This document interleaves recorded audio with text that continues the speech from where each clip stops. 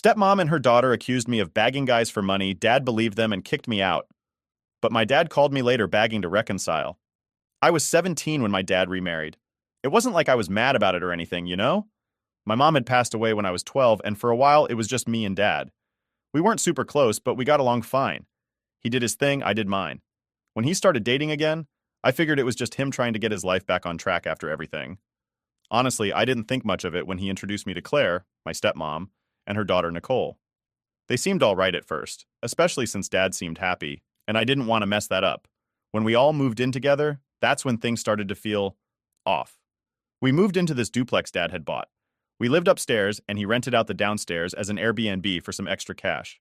I thought it was cool at first because the setup gave everyone their space. Plus, I figured living with another girl around my age might not be so bad. Nicole was 18, and I thought we'd have at least some common ground. Turns out I was wrong. The weird thing was that Claire and Nicole were always super nice when Dad was around. They'd ask me how school was going, offer to cook dinner sometimes, and just be generally pleasant. But the second Dad left the house, it was like a switch flipped. Claire would give me these cold looks like I didn't belong, and Nicole, well, she made my life hell in her own little way. Nicole had this group of friends she'd hang out with who weren't exactly the best crowd. I'm not going to pretend I was some kind of angel or whatever, but the people she brought around the house were shady as hell. They were always whispering about stuff, doing things behind closed doors. And Nicole? She'd always have this smug look on her face, like she knew something I didn't. At school, things weren't much better. Nicole acted like she owned the place. She was popular in that fake way, you know? The kind of person who everyone sucked up to because they were afraid of being on her bad side. And trust me, I ended up on her bad side real quick. I don't even remember what started it, but she made sure to make me feel like an outsider at every opportunity. She'd spread rumors, pick on me in front of others, and just generally made school unbearable. It wasn't just school, though. At home, she'd do little things to get under my skin. She'd take my stuff without asking, or if I had plans to hang out with friends, she'd accidentally tell them I canceled. Once I had this project I'd been working on for weeks, and she accidentally spilled coffee all over it. When I confronted her, she just shrugged and said I should have kept it somewhere safer. I couldn't say anything to Dad, because every time I tried, she'd play the victim and twist the story to make it seem like I was overreacting. Claire always backed her up too. It was like they were a tag team, ready to gang up on me whenever they had the chance. Dad didn't see any of it. He was too busy with work and making sure the Airbnb was running smoothly.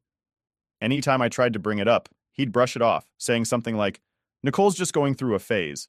Don't take it personally." Yeah, easy for him to say when he wasn't the one getting bullied in his own house. The whole Airbnb thing was another problem. My dad rented the downstairs to random people almost every week. Some were fine, just tourists passing through, but others, let's just say they weren't the kind of people you'd want hanging around your house. Nicole noticed this too, but in a different way. She started bringing guys around, not the kind of guys who just wanted to hang out either. They were sketchy, and I swear they were involved in some illegal stuff. I even saw Nicole exchange things with them a few times when she thought no one was looking, but I couldn't prove anything. Things escalated when Nicole started sneaking down to the Airbnb with these guys. I didn't know what was going on down there, but I had a feeling it wasn't good. I tried telling Dad that something felt off about the people Nicole was hanging out with, but he brushed it off again, saying I was being paranoid. He trusted Claire and Nicole way more than he trusted me, and it showed. One night, something happened that made everything worse. Dad came home late from work, and as he was pulling into the driveway, he heard voices coming from the Airbnb downstairs. He thought it was just another guest, but when he checked the Airbnb app, there were no reservations for that night. Naturally, he assumed someone had broken in, so he decided to check it out. He went downstairs, and that's when he heard a guy's voice ask, "How much for full sex?" Yeah, Dad lost it. He stormed upstairs, thinking Claire had rented the Airbnb without telling him, or worse, that someone was using it as some kind of, pleasure house. He demanded answers, but Claire acted all confused, saying she didn't know anything about it. Dad went back downstairs, but by the time he opened the door, the guy had already jumped out the window with some girl. They were gone before Dad could get a good look at them. When I got home later that night, Dad was waiting for me, pacing the living room like a madman. He told me the whole story, and I tried to play it cool, but I was freaking out inside. The idea that someone might be using the Airbnb for that? It made me sick. I didn't know what to say, so I just mumbled something about it probably being some homeless people sneaking in. That's when Nicole walked into the room, acting all innocent like she didn't know what was going on. I could see right through her. But Dad? He didn't. He just looked at me and said, "We'll talk more about this tomorrow." And that was that. I barely slept that night, trying to figure out what was going on and how to deal with it. I had a sinking feeling that Nicole was involved somehow, but I had no proof. All I knew was that things were getting worse and I was stuck in the middle of it. The next morning was tense. Dad was already up before I was, which was unusual since he usually left for work early. When I walked into the kitchen, he was sitting at the table with a look on his face that instantly told me things were not going to go well. Claire was standing by the counter, acting like she was busy making coffee, but I could feel her watching me out of the corner of her eye. Nicole wasn't around, probably still in her room, pretending like nothing happened the night before. I barely had time to grab a piece of toast before Dad started. "We need to talk." That's never a good sign. I sat down across from him, trying to keep my cool, but my heart was racing. He looked tired, like he hadn't slept at all, and there was this weird tension in the air. Claire kept glancing over, but she wasn't saying anything, just letting Dad do all the talking. "About last night," he started, rubbing his face like he was trying to figure out the right words. "I talked to the police this morning." My stomach dropped. "Police? What the hell?" "They came by and said there was no sign of forced entry into the Airbnb. No broken windows, no tampered locks. The place was unlocked." He paused, looking at me like I was supposed to know what he was getting at. "Which means someone had a key." I nodded slowly, trying to follow, but I didn't know where he was going with this. "And Claire told me you asked for the spare key yesterday." That was news to me. "What? I never took the key." He shook his head, clearly not believing me. "She said you did." Now I could feel Claire's eyes on me, waiting for me to slip up or admit something. But I didn't have anything to admit because I never took the damn key. "I didn't ask for the key. I didn't even know there was a spare," I said, trying to keep my voice steady. "Why would I need it?" "That's what I'm trying to figure out," Dad said, his voice rising. "Because as far as I'm concerned, you're the only one who could have opened that Airbnb." I was speechless for a second. My mind was racing, trying to piece everything together. Why the hell would he think I'd sneak into the Airbnb? Then it clicked. Nicole. She must have taken the key. I remembered seeing her with it the day before, fiddling with it like it was no big deal. But I didn't think much of it at the time. "It wasn't me," I said firmly. "I swear, it was Nicole. I saw her with the key yesterday." The second her name left my mouth, Claire whipped around, finally joining the conversation. "Nicole had nothing to do with this," she snapped. "She's been home all night."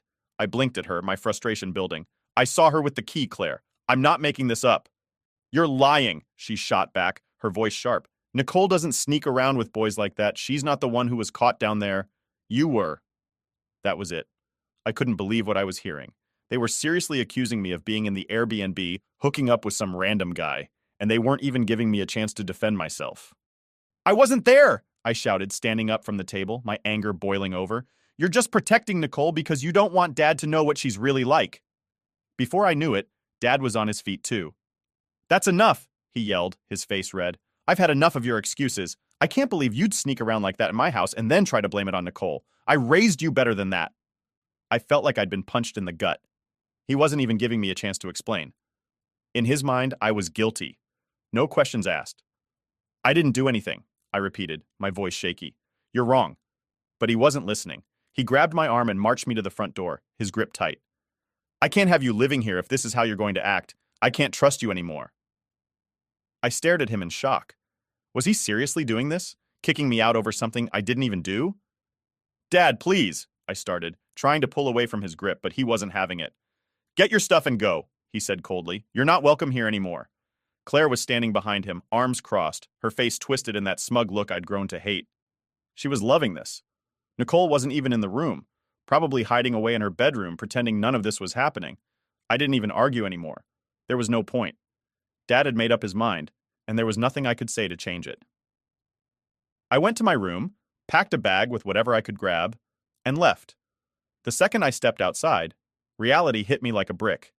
I didn't have anywhere to go. I didn't have money. I didn't have a job. And now I didn't have a home. I stood in the driveway for a minute, trying to figure out what to do next. My whole life had just been ripped away, and I didn't even know why. All because of Nicole's lies and Claire's manipulation. As I walked down the street, it started to sink in just how alone I was. No friends nearby, no family I could turn to. It felt like the world had turned its back on me. The worst part? I knew Nicole was getting away with it. She was probably sitting in the house right now, laughing at how easily she'd pinned everything on me. And Dad, he'd never believe me over her. I ended up wandering around for hours, trying to come up with some sort of plan. Eventually, I found a place to crash for the night, but it wasn't much. I was scared, confused, and angry all at the same time. How did things go so wrong so fast? As I lay there staring up at the ceiling, all I could think about was getting revenge. I wasn't going to let Nicole and Claire get away with this. I didn't know how yet, but I was going to clear my name and show Dad the truth, no matter what it took. I had never thought I'd end up homeless. Not like this, anyway. I wasn't prepared for it at all. One minute I was in my room, minding my own business, and the next, I was on the street with a bag full of random clothes and no place to go. My own dad didn't even hesitate to kick me out. I mean, how could he do that? How could he believe them so easily? But there I was, walking down the street, feeling completely lost. For the first few days, I just crashed wherever I could. Sometimes I stayed with a friend who didn't ask too many questions, but I knew I couldn't stay there forever. I didn't want to explain the whole thing to anyone either. It was embarrassing, you know? Telling people that your dad kicked you out because your stepmom and her daughter lied about you?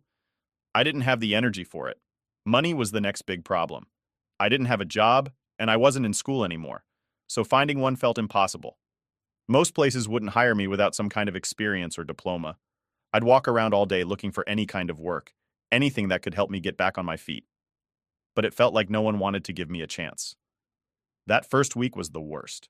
I slept in bus stations, libraries, anywhere I wouldn't get kicked out of. I kept thinking, why me? Why did this have to happen to me? It's hard not to feel sorry for yourself when your whole world falls apart like that.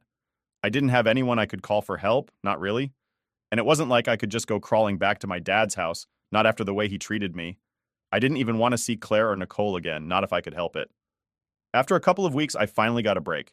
There was this small diner on the edge of town that was hiring for a part-time dishwasher. The pay wasn't great, but I didn't care. It was something.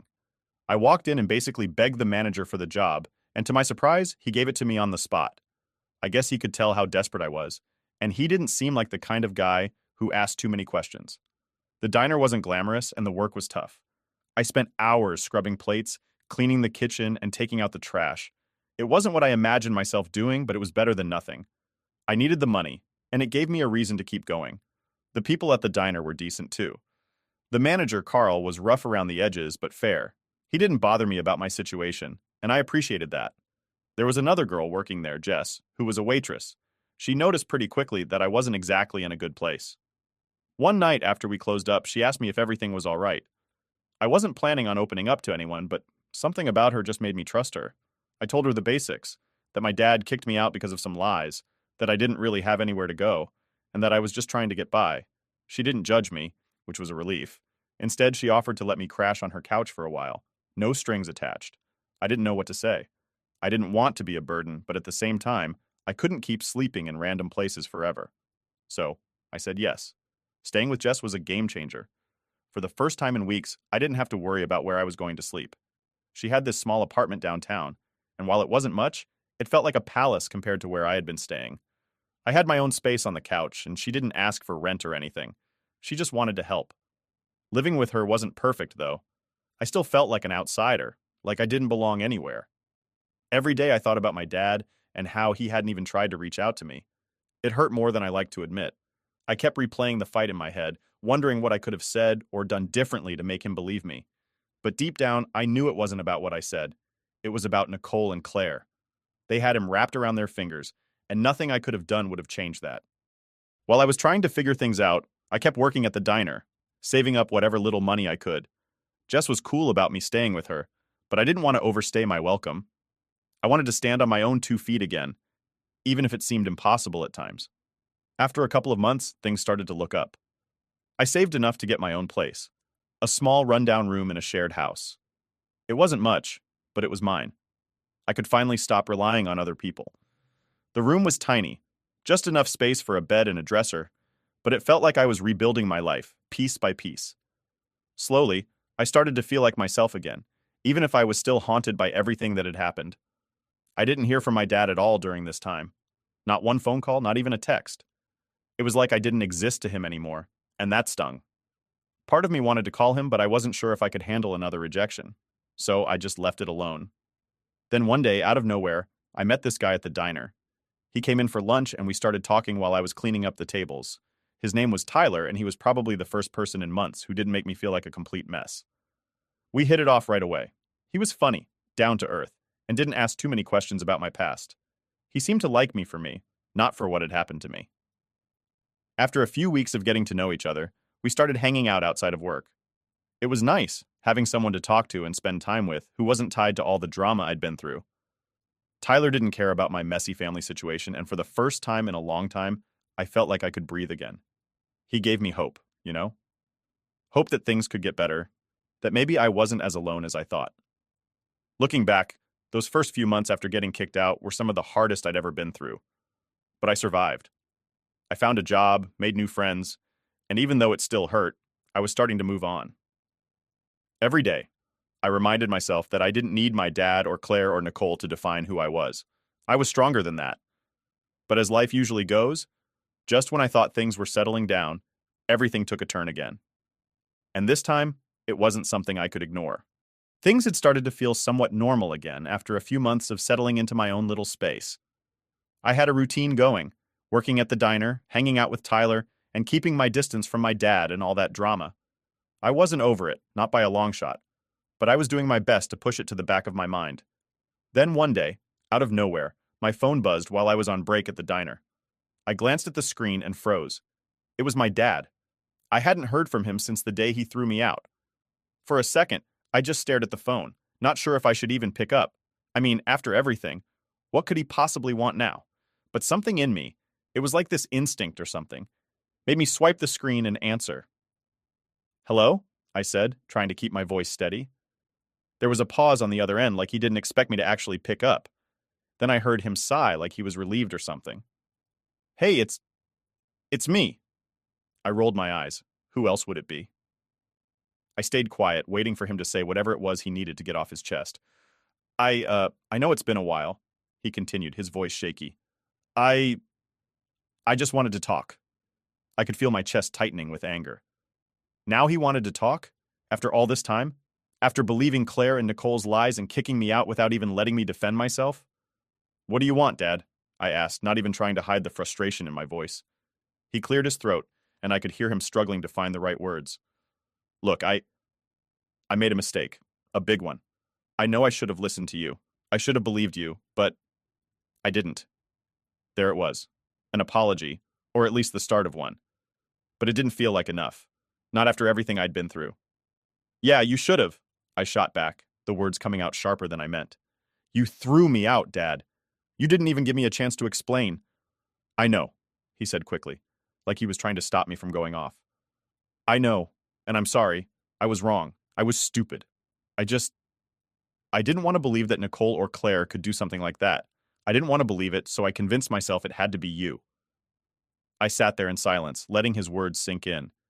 He didn't want to believe it? That was his excuse for throwing me out onto the street? "I found out the truth," he added quietly, almost like he was ashamed.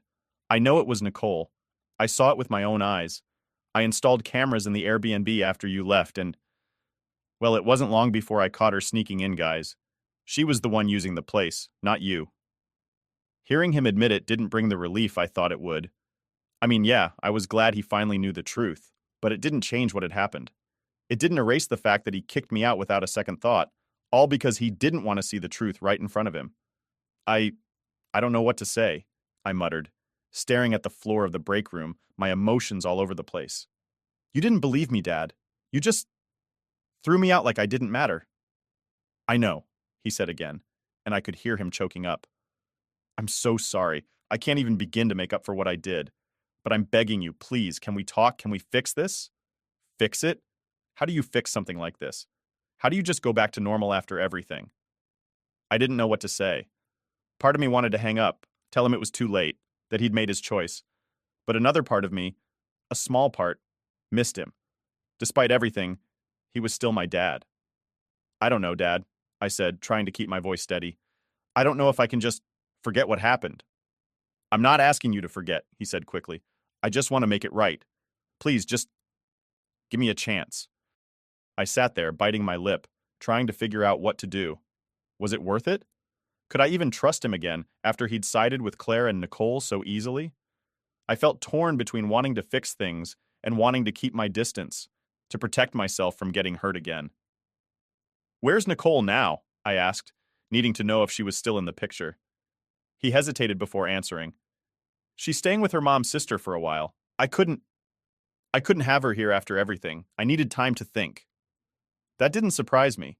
He probably sent her away to save face, to make himself feel better about what he'd done, but at least she wasn't around, which made the idea of talking to him a little easier to swallow. "I'll think about it," I finally said, my voice barely above a whisper. "But I'm not promising anything." There was a long pause on the other end, and I could hear him take a deep breath, like he was relieved just to have a chance. "That's all I'm asking for," he said softly. "Thank you." We hung up after that, and I sat there for a long time, staring at my phone, wondering what I'd just agreed to. Was I really ready to face him after everything? Could I even forgive him? When I told Jess about the call later that night, she gave me this look like she wasn't sure if I should trust him. And honestly, I didn't know if I could either. But at the same time, a part of me wanted to believe that maybe, just maybe, my dad was telling the truth. That maybe he really was sorry. The next few days were rough. I kept thinking about the call, replaying it over and over in my head, trying to figure out what I should do. I didn't talk to Tyler about it yet. I wasn't ready for that conversation. But I knew eventually I'd have to make a decision. Was I going to meet with Dad? Or was I going to walk away for good? The whole thing weighed on me. I couldn't focus at work, and even when I was with Jess or Tyler, my mind was elsewhere. I kept waiting for something to click, for some sign to tell me what the right move was. But no sign came. It was up to me to decide. I spent the next week going back and forth in my head, trying to figure out what to do about my dad's call. I mean, it was like a weight was hanging over me, and I couldn't shake it. Part of me was still angry, like really pissed off that he just threw me out without even listening. But then, there was that other part of me, the one that missed him, that wanted things to be different. It wasn't easy to just forget all the good moments we had before Claire and Nicole came into the picture. Jess kept telling me to take my time, that I didn't owe him anything, which was true. But the more I thought about it, the more I started to wonder if I was being stubborn. Was I holding on to my anger too much? Would meeting him really be that bad? Or would it just reopen old wounds that I'd been trying to heal? A few days after the call, Tyler and I were sitting at a park, just talking about random stuff. I hadn't brought up the whole thing with my dad yet, mostly because I didn't want to make it a bigger deal than it already was. But I guess Tyler could tell something was off. "You've been quiet lately," he said, looking over at me. "Everything okay?" I shrugged, picking at the edge of the bench. "I've just got a lot on my mind." He nodded like he understood, but then he paused, waiting for me to say more. And I realized I couldn't keep it bottled up anymore. "So," I told him. I told him about the call, about how my dad finally admitted that Nicole was the one sneaking guys into the Airbnb, and how now he wanted to meet and make things right. Tyler didn't say anything right away, just listened. That's one of the things I liked about him. He didn't rush to give advice or try to tell me what to do. He let me vent, and it felt good to get it all out. "So, what do you think you're going to do?" he asked after I finished. "I don't know," I admitted, leaning back against the bench. Part of me wants to meet him just to hear him out, but the other part of me, I'm scared. What if he just hurts me again? What if he's only saying sorry because he feels guilty now that he knows the truth? Tyler thought about that for a second, then looked at me seriously. "You have every right to protect yourself. If you're not ready to forgive him, then you don't have to. But maybe meeting him isn't about forgiving him right now. Maybe it's just about hearing what he has to say." I let his words sink in. It wasn't like I had to forgive my dad right away, right? But maybe hearing him out would give me some closure at least. Maybe it'd help me finally put all this behind me one way or another. The next day, I decided to meet him. I texted him, keeping it short. "I'll meet you, tomorrow. Same place we used to go for breakfast." It was this little diner we used to go to when I was younger, before Claire and Nicole came into our lives. I figured it was neutral territory, somewhere that didn't have all the memories of the house and everything that went down there. The next morning, I got there early, mostly because I didn't want to feel rushed walking in. I sat in the booth, fidgeting with my phone, my heart racing. I didn't know what I was expecting, but I kept running through different scenarios in my head.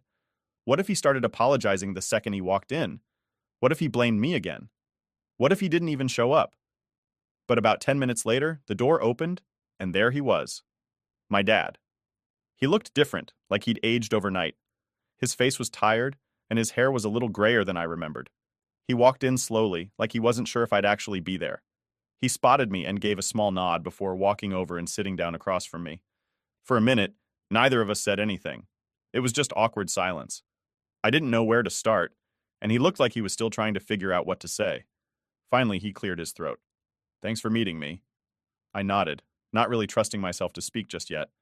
I didn't want to come off too angry, but I also didn't want to act like everything was fine. "I've been thinking about what happened.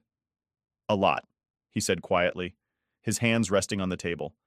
"And I know I messed up. I should have listened to you. I should have trusted you instead of jumping to conclusions." Hearing him say it out loud made something inside me relax just a little. At least he wasn't here to make excuses. I just I didn't want to believe that Nicole or Claire could be involved in something like that, he continued, shaking his head. "I didn't see it. And because of that, I lost you." That hit me hard. I could see the regret on his face, and I knew he wasn't faking it. But still, that didn't erase what had happened. "You didn't just lose me," I said, my voice shaky but steady. "You threw me out. You didn't even give me a chance to explain. You believed them over me, your own kid." "I know," he said quickly, nodding. "I know, and I'm sorry. I don't know how to make it right, but I want to try." There it was. He was sorry. He wanted to fix things. But could I let him back in after everything? Could I trust him not to hurt me again? "I don't know if I can forgive you," I said, looking down at my hands. "It's not that simple." "You hurt me, Dad. You didn't even try to hear me out." He nodded again, like he expected that answer. "I understand. I'm not asking for forgiveness, not right away. I just want to be part of your life again, if you'll let me." We sat in silence for a few minutes, both of us just taking it all in. I didn't know what to say. I wasn't ready to forgive him, but I wasn't ready to cut him off for good either. "I'll think about it," I finally said, looking him in the eye. "But things are different now. You can't just expect me to act like everything's okay." "I wouldn't expect that," he said quietly. I want a chance to prove that I'm sorry, that I've changed." We left it at that. He paid the bill, and we went our separate ways. As I walked out of the diner, I felt this strange mix of emotions. Part of me felt lighter, like a weight had been lifted, but another part of me still felt heavy, like I was carrying around the scars from what happened. Maybe I'd give him another chance. Maybe I wouldn't. All I knew was that it was going to take time, and for the first time in a long time, I was okay with that. Update. A few days after my meeting with Dad, I was still stuck in that weird place where I didn't know what to do. I hadn't decided if I wanted to let him back into my life, and honestly, I wasn't in a rush to figure it out. I kept telling myself that I needed time, that I didn't have to jump back into anything. But then I got another call from him, and this time it was different. I was just finishing up my shift at the diner when my phone buzzed. Seeing Dad's name on the screen sent that familiar mix of anxiety and curiosity through me. I hesitated for a second before answering. "Hey," I said, trying to sound casual, but my heart was racing. "Hey," Dad replied, his voice sounding tired, almost worn out. I I need to tell you something. It's important." I could tell something big had happened just by the way he was talking, so I didn't say anything, just let him keep going. "Claire and we had a fight. A big one. About Nicole and everything that happened," he started, his voice shaky but firm. "Turns out she knew all along. She knew what Nicole was doing down in the Airbnb, and she didn't say a word. She let me believe it was you." Hearing that hit me like a punch in the gut. I mean, I had always suspected that Claire had a part in all of this, but hearing Dad confirm it made my blood boil. She'd let him throw me out knowing I was innocent the whole time? "What?" I managed to say, my voice barely above a whisper. "She lied to me," Dad continued, his frustration obvious. "Not only about Nicole, but about you too. She made up that whole thing about you taking the key, knowing it was Nicole all along. I can't believe I was so blind to it." I stood there in silence, trying to process what he was saying. Claire had been the one behind all of it, making sure I took the blame while Nicole kept getting away with her crap. I felt this mix of anger and relief, knowing that Dad finally saw the truth, but also furious that it had taken so long. "I kicked her out," Dad said, snapping me back to reality. "I couldn't live with her after what she did. She's gone. I told her to pack her stuff and leave." I blinked, trying to wrap my head around it. Dad kicked out Claire? After everything? "I'm sorry for everything," he said, his voice softer now. "I should have believed you from the start. I should have seen what was going on, but I didn't. And now I'm asking you. Would you be willing to come back home?" I didn't know what to say at first. I never thought this would happen. For months, I had convinced myself that I didn't need to go back, that I was better off on my own. But hearing Dad now, hearing the regret in his voice, made me realize how much had changed. He wasn't the same man who had thrown me out. He knew the truth now, and he wanted to make things right. I don't know, Dad, I said honestly. You hurt me. A lot. It's not easy to just forget that. I know, he said quickly. I'm not asking you to forget. I just want to make things right. I want you to come home and we can try to rebuild what we had. No more Claire, no more lies, just us. I stood there, my mind racing. Part of me wanted to say yes, to go back and finally have the home I'd been missing. But another part of me was scared. What if things didn't change? What if it was just another mistake waiting to happen?